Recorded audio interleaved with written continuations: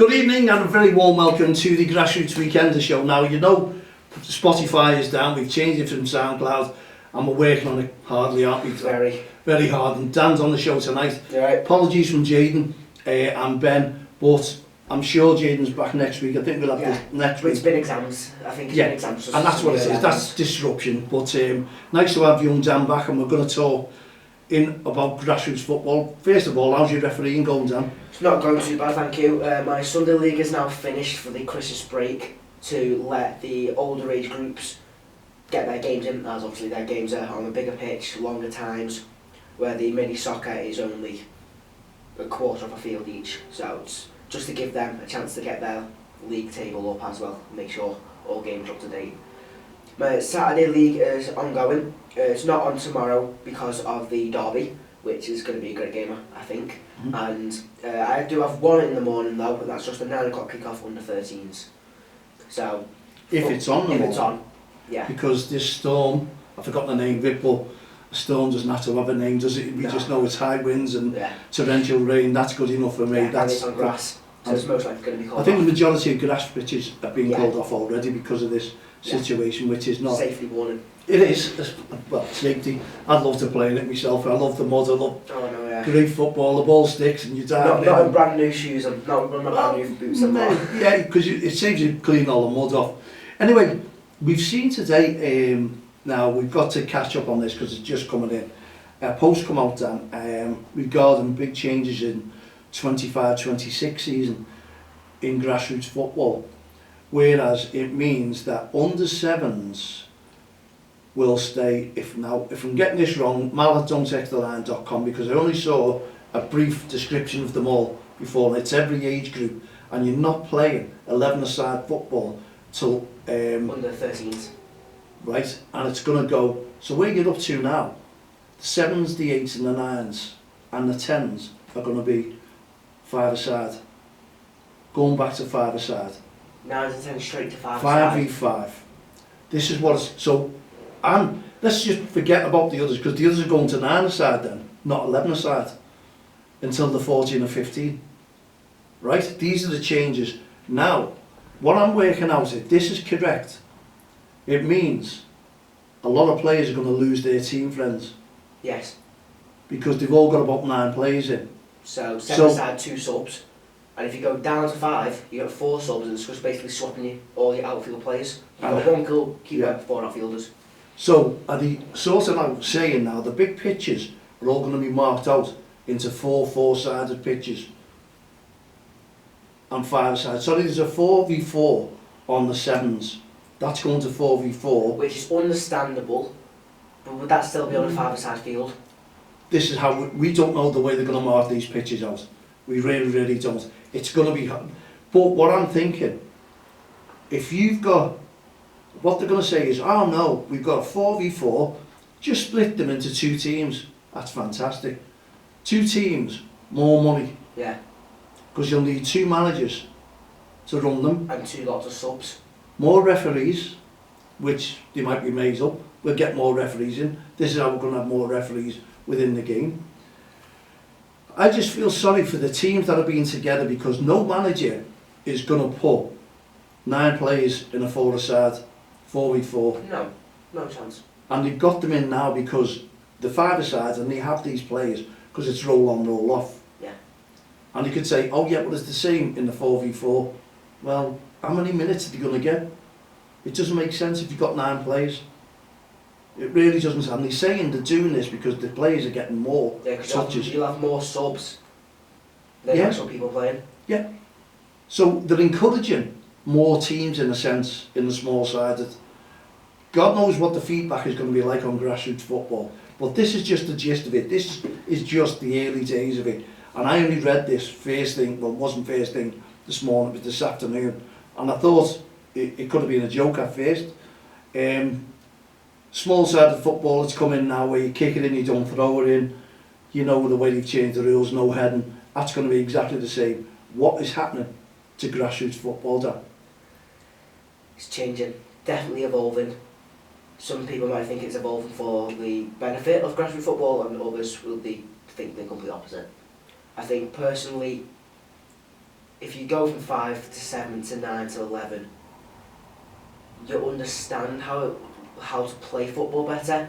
As one, you're not jumping from a 5-a-side field, which is about, I think I could probably sprint across it in less than 5 seconds, to going up to a 11-a-side, excluding the 7-a-side, jumping up to a 9-a-side, which is about 40-50 metres wide, which is the width of an 11-a-side pitch, from a quarter to a half of a field in. But you're so used to playing at such a small side, the big jump is going to confuse everyone. And plus the fact, as we just stated there, the shorter managers now, how are they going to get managers? See, it's more courses, more level, more money.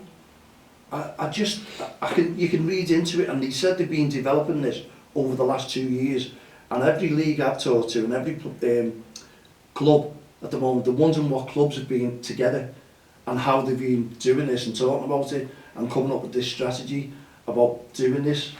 Yeah, it'll all be explained over the next 12 months, but I think a lot more managers will go to that. Yeah. I really do. Yeah, there's a lack of numbers anyway as it is. Yeah. And if they're making smaller sizes, the amount of players, like you said, break up into 2 teams, you need an extra coach. There's already a shortage, there's going to be an extreme shortage. And how are they going to accommodate these in the leagues? You know, my Saturday league sometimes seems to struggle to get games. Yeah. And some teams have to play twice just to make up numbers. Because I think there's about 33 teams in the under 7 division. So they're going to be doubled or trebled then, aren't they? And under 8s. So they're going to say, oh, we'll do 2 leagues. Who are going to be the committees on them? No. People are just going to go, exactly. I'm not having it, it's the whole game system. What happens if we turn around and say, do you know what, fantastic changes? All the FA officials and all the county FA officials can all start running these teams now, and managers can walk away. What would they say to that? We haven't got the staff. We haven't got the staff. Have we got the managers? Are they relying on managers? Voluntary? Yeah. Well, they have to pay to do the course, don't they? They have to pay to do the course. So they're volunteering their money to get basically nothing back. So again, what are we looking at? To sign this petition. Give the information up there, please, Dan. Yeah. So as DXTL, I think you've probably heard me say this multiple times now, but we're trying to push for lower costs and secure the funding in grassroots football. If that's reducing pitch fees, reducing subs for players, and anything to do with money in grassroots football really, and just to build it up. We want to keep it at a low cost. We don't want to increase it. We want it to decrease from where it is at the moment. So just show the barcode there, and it's QR code. QR code, and it's worth it. Yeah, all we're trying to do is say, because this is going to go scandalous, to be honest. There'll be no room for kids in football at that age, and as they get older, teams are going to be folding. And if they say it's all about development, well, I like to see kids playing now the way they are. They've brought in a million changes. I love 11-a-side. Every 2 years they change to a size. Under 7s, under 8s, 5. Under 9s, under 10s, 7. Under 11s, under 12s, 9. Under 13s, above 11. So, I don't know what the feedback is going to be from Grassroots, but I'm sure we're going to get a lot of feedback, so we'll be able to relay this on the podcast and the Grassroots show on DXTL TV from the touchlines. Well, the podcast, when that's fixed, up and running. We can't wait for that one. We need to get that, but again, we're happy to have YouTube at the moment and bring you all the information. And I'm sure there'll be a lot of talk over the weeks regarding this, even through 100%. Christmas. Even through 100%. Christmas. Then again, now we've got, you've read the book, Dan? I have, yeah. Tell them what brilliant. It's brilliant. And I'm not even just saying that, I have read it. The other week when I was in, Mal gave me a book to read. I've read through it. It's amazing. It is. It's perfect for the age category that it's meant to categorise. And just the way it's illustrated, it's wrote, it's brilliant. Would you recommend it for a stocking filler? Yes, 100%. Hold that up and show which one. Which one? There's too many. I'll pick the top one. Look at it's Rookie Ref. Rookie Ref for feeling the football fair. It's on Amazon. Get it for your child. Christmas stocking filler, perfect. And with it being soft cover, you can hold it up, put it in the stocking. There you go. So simple, and the kids will love it. And you know what, if you do read them a story, wow, why don't you just take this, because if they're starting to learn about football and development, and it's a great message for the parents as well in that, isn't it? Indeed, yeah. And they can understand what we're talking about and what they need to do when they go to watch a game. So there you go, rookie ref feeling the football fear. I wrote it myself, my first book, and I've just got the feedback like that. And I did also get feedback from a 9-year-old the other day who come up to me Perfect. and said, he bought my book. And I went, oh, fantastic, what did you think of it? And he said, do you know what? I thought it was fantastic. Perfect. That's what we want to hear. Feedback. And he wants me to sign it. And I didn't have a pen then. Oh, you should have signed it. He didn't have it with him. Ah. But I'm going to catch up with him. Well, I don't think tomorrow, because my honest opinion, as we just talked about, we think the games may be off because they're on grass. And it's And safe. It's not even just it's the winds, high winds as well. high winds, because it's a confusing one. Yeah. And I've seen this many times on videos. Goal kick, kicks it, backspins on him, own goal. Says it all, And doesn't the it? goal kick is direct. Yeah. It's direct. So as soon as the ball is clicked and clearly moved. Do you still find them all getting confused about these, by the way? Oh, 100%. Still. 100%. And do you know what? How many weeks has it been now? 3 months. See? 3 And he months. said within the first few games, people will get used to it.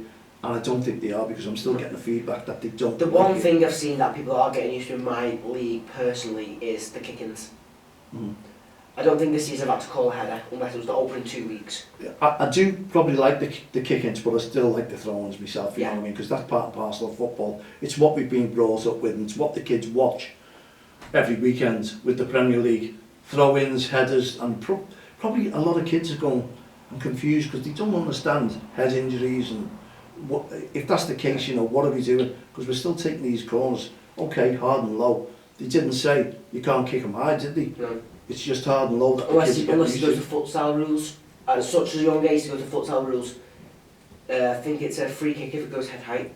Well, I think that's what they'll try and do. So if it goes Next year. above head height, then whoever kicked it conceded a free kick for kicking it over head height. And some of these kids though, if you're having a shot in the top corner, that's over head height anyway, isn't Yeah. it? So how can you bring that in? It wouldn't make sense. would it? Lower goals. That's what I'm saying, lower goals. Over how many? And if you do the lower goals, the cost Yeah, to create the new size goals, correct. to produce multiple of them. And it's gonna, what they'll say is, yeah, lower size goals because it'll benefit the kids and The kids take high, shots and I don't think so. I think, you know, I think we'd be doing blow football before we know it, won't we? Yeah. Getting the straws out, playing the football, having a Saturday in, why not? Sunday, Slow football, Sunday big league fat. football. Yeah, let's all start doing that. You don't get injured doing that, do you? Unless your wrist goes. I'm not too sure. Oh, my wrist, thank God. Oh, how long have we got, by the way, Dan? We've just got about just under 10 minutes to go, I'd say. Right, let's talk a little bit about the Premier League then. We've got a massive game, but before we go in to the massive game tomorrow, we've got a red and a blue here. But we're wearing our Respect t-shirts, see, because we still want you supporting the referees when they're out and about on those fields of play. When they're officiating, leave them alone to officiate. There's no word. Please do, it's a bugbear. Yeah, so you go there to support your kids, encourage your kids, but also support that referee and encourage that referee. Yeah. It's simple. Easy said than done. Yeah, and the game will flow because we're on your side. We've just been talking about the changes in football now, if it benefits the kids. We're not too sure. You won't know that for a few years, will you, whether it did when they all start talking about it, Yeah. and what it did for me. When I was on small-sided football 4v4, this is what it brought out of me. It's going to be a few years before we all even learn that. But anyway, we had midweek games. We won.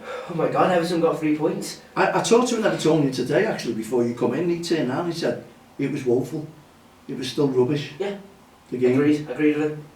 And Wolves are a team Everton should be beaten. Yeah. Yeah, we won 4-0. 2 of them were own goals. Yeah. And they say the fourth one, Calvert-Lewin would have scored anyway. I don't think he would have.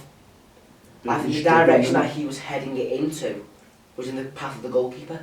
Luckily, Craig Dawson took deflection to change it into the back of the net. And what The one before would have got in. did you go the game? No. I was going to say, what was the talk like around the ground, but he went the game and It's a shame. he went this Sunday I well. wanted to try and save me money for tomorrow actually.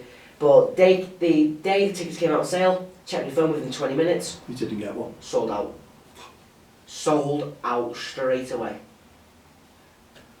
Well, An hour ago. well, it's a bigger ground that we're moving to, isn't it? Yeah, So I've tried to get these tickets for me and my dad because it was my dad's birthday. Today is the 6th. 4 days ago was my dad's birthday, and I'm thinking with tomorrow, a couple of days after his birthday, it'd be great to get him some tickets. Sold out. Sold out straight away. which is a shame. No one's even reselling, are they? Because No. it's such a big game. No, it's going to be a massive game. Last ever one of What was the well? We don't know what the atmosphere is. I didn't see that. Obviously, what it was like, but for Evertonians like yourself as well, they're all saying it was poor. We're getting feedback that it was poor game. It's only made up for the mistake at United. 4-0 down at United to go 4-0 up. But The goal difference has remained. But they actually did play well for the first 10, 15 minutes. I did watch that, and then suddenly, when the goal goes against them, Yeah. shut up shop, let's go home. Yeah. But it was the second one and brought the enjoyment back up. Yeah, but That even didn't bring it up back to where it started. Brought it back onto 5 on the scale. yeah. Because we know how loud Everton can be. Oh yeah, yeah. 100%. And they didn't show that. The only confidence I think that well, we go to Everton in a minute, but because we had Liverpool as well. Newcastle, And yeah. I suppose for the neutral watching, they loved it. For the Newcastle Liverpool fans, they probably didn't. No. We won't go into detail what We won't. discussed earlier on, but you know, there was a few things that maybe could have been better on both sides. Yeah, a few controversial incidents, shall we say. Let's just leave it at that. Yeah, we all know that, and we won't go into detail. As Dan as a young ref, and me supporting referees, we'll leave that. But as you can think about it, people make mistakes, yeah, and some might be more. but I'm not too sure whether you saw it. But Mistaken than others. Salah was unbelievable, absolutely unbelievable. He could I have don't really want to watch Liverpool. To no, be fair. no, I know that. But as a player, you know, and they're all saying, "Oh, contact." He came in what 2017 or 2018? When did he come in? Yeah, it was round about there. I think it was 2017, wasn't it? He's been non-stop. Oh. There. Since he came to the Premier League from Roma, was it? Yeah, and he's always first in their gym and last out of their gym every single day. Yeah. That to me is commitment. That needs rewarding for anyone. And he wants a contract. And Milner, it was probably between them two because Milner is exactly on the same lines as Mo Salah, and he's well liked as well, isn't he, by a lot of people. You know, what a manager Milner will make. 100%. What a manager. You can 100%. see it. Anyway, the results are going for Arsenal. Arsenal turn around and say Liverpool won't keep up this. I hope they don't get them tomorrow. Do you know, I believe they will, because what they're all forgetting, what did we all say about when Leicester won it? There's not in a million years that Leicester are going to win the Premier League this season. They'll end up the lower half of the table. The season, and I think they could get relegated. But now look at them now. But when they won that Premier League, 2016, they didn't have the players that all the big clubs had. No, it's money. So how did they manage to continue that? The players didn't get tired, they carried on, and they won it. You could say it was a fluke, but at the end of the day, Liverpool have got the squad to continue. Now Arsenal and Arteta are sitting down and saying they won't keep it up. What makes him think that Arsenal will keep it up? They won't, they've already bottled it again. Yeah, they won, they're down to 7 points, but 7 points on equal games is still a lot, and they've still got to come to Anfield. They're forgetting all that. Liverpool, we got quoted as saying, you haven't played Liverpool are anyone yet. reigning champions. They beat them 2-0. They're playing a different game under Slot. Sometimes frustration, what they're doing it. Personally, I think they're playing counter-attack football. Yeah, but you look at it and you're thinking, where's so-and-so, where's he put in, where? And it's changing, it's probably keeps us all guessing. Every single game. And as a manager, Arne Slot, have you taken to him? Because he doesn't seem to be a manager who he seems to be, I want to be your friend no matter what, call me anything. But okay. Yeah. He's not irate on the sidelines. Okay, Klopp, he hasn't been there long enough, he might just be. But Klopp had enthusiasm, didn't he? Yeah, passion. Yeah. And that's what most of the managers have got. Arteta, he gets away with a murder, be honest, you know yourself, on the sidelines, and I don't know why he doesn't receive more bookings and sendings off, I just don't know. But anyway, you can see it, and Pep has calmed down a little bit, hasn't he? Yeah. You can tell whatever's happened, they had their win, so everyone, it's going to be a march, there's a lot more games to go. Everton are going to survive, we know that they need to, for the new Bramley Dock Stadium. How long will that last now? Have you seen the floods? No. Apparently the stadium was flooded the other night. Honestly? That's what I've heard, and then I've also seen her saying it was from October. They had the heavy rains in October. Somebody said the ground, the seats weren't fully installed. I could see they looked installed to me. So they haven't. So they need this weather to find out the problems right now, don't they? Yeah. Before anything else bad happens. So there you go. When you go to a game at Everton, the new stadium, Bramley Moor Dock, take your brolly with you. you might as well. You're on the sea. You're on the sea edge. Oh, imagine that one. It's I think like if you're row Z, I think you actually tilt a tiny bit onto the ocean. Not the ocean. The Mersey. Well, it remains to be seen. The feedback is going to come when that stadium and is I've full. seen the angle compared to the Cop. It is mad. But as you say, how is it going to fare in bad weather? So that's we'll find out. I'm sure we'll find out after tonight's storm anyway, won't we? We'll be looking at that and seeing what's happening. Yeah. Anyway, we're into the game. We've got a few minutes left, I should imagine. Yep, about 2 minutes or so, yeah. There we go. We're just finishing on this score prediction. Score prediction. After all the feedback, Dan's made me feel better as well because he's had feedback, and Colin, who was in earlier on, about Everton being poor because it was only Wolves, they should be beating them. No disrespect to Wolves. But let's go for predictions. How do you feel it's going to go tomorrow, honestly? This is how my PE teacher said Everton are going to win. He's a massive red. My own teacher... Did he say that to make you feel better? No, he said it to the entire class at the end of the lesson today, and I agree with him. If anything, I think Everton's going to score first, like they did last time, and sit back. However, I think Liverpool will come out top. I think 3-1 Liverpool. Yeah. Personally, 3-1. Because they all seem to be in form at the moment, don't they? And when they come to life the other day with Newcastle, when Trent Alexander-Arnold come on, he motivated them. Slabazai, he bang. Everyone wanted to fly at them, and I don't think Newcastle, they did, they coped it, but it took them aback, and it waking Mo Salah up. And if Liverpool do that to Everton, it's not going to be good for Everton's goal. It's not. That's my honest opinion. It's either going to be a really, really, really close game, and I mean by if it's or a boring game if the weather's bad, or a boring game, or it's going to actually be humiliating for Everton. It's going to be one of the two. Well, we'll find out tomorrow at 12:30. But to be honest, I'd be happy with a 1-0 win. Yeah. And I think with 3 points. Yeah, exactly. I'll be happy to say that. I'll be happy if we don't concede more than 3. And plus the fact, if Everton do beat it, they can't win. You lost the title at Goodison Park, can they? Because we're still... Well, no, we didn't. Everyone says that, but we lost. Not just at Everton. It was Selhurst Park. Yeah, that's when they took us to pieces, didn't they? That was, you could see it. And we all know. But the banter's great between Liverpool and Everton. But let's hope they continue that tomorrow. Remember, it is a derby game, even in grassroots football.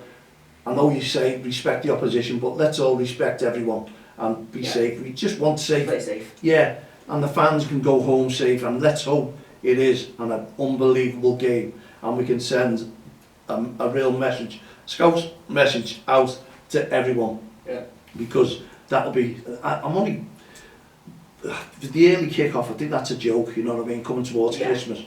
People want to get out shopping. I say you want a 3 o'clock kick-off. That's what it should have been. Or even, I don't think Everton would have, or Liverpool would have minded an 8 o'clock. Everyone's got everything done on the night time, and they're all relaxed. Yeah, it's the footy now, yeah. But 12 o'clock or 12:30, they're all out. The roads will be mayhem. I know our Grassroots Football League have moved their kick-off times earlier. I know, it's disrupted everything, hasn't it? And, you know, let's look at it, you know. This is Liverpool and Everton. Let's just give them reasonable kick-off times, please. And I know the next derby at Anfield, that's midweek as well, isn't it? I believe so. That's, you know, what are they doing to us? Okay, Dan. We shall find out. And thanks very much for tuning in, and I hope if there's anything that you want to tell us, get in touch with us ourselves, matt@don'texttheline.com, and put your point of views about what we've been talking about tonight. And good luck to Liverpool. Good luck to Everton. From myself, Matt, and all the team here at the Grassroots Show, Don't Cross the Line, Respect Programme, Hearts of Goals initiatives, and Kids Voice Box. Dan, we'll see you tomorrow. Well, I will anyway. Yeah. Round about 5 o'clock, I think. 5 o'clock, yeah, 5, half 5. Yeah. There we go. Good night, God bless. Until then, good night.